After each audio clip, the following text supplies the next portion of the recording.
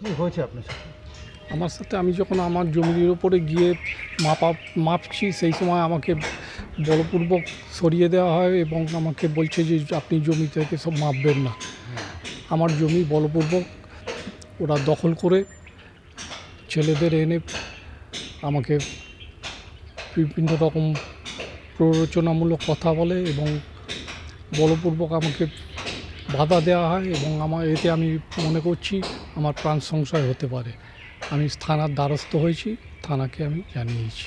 না, আমি বিষয়টা পঞ্চায়েত থেকে কিছু জানাইনি, আমি থানায় দ্বারস্থ হয়েছি। থানা থেকে কি বলা হলো আপনাকে? থানাকে বলা হলো আমাকে যে আপনি এখানে একটা দরখাস্ত করুন, দরখাস্ত করে জিডি করুন, করে আপনার কোর্টে যান, কোর্ট থেকে আমাদেরকে অর্ডার নিয়ে এসে তখন আমরা ব্যবস্থা নেব।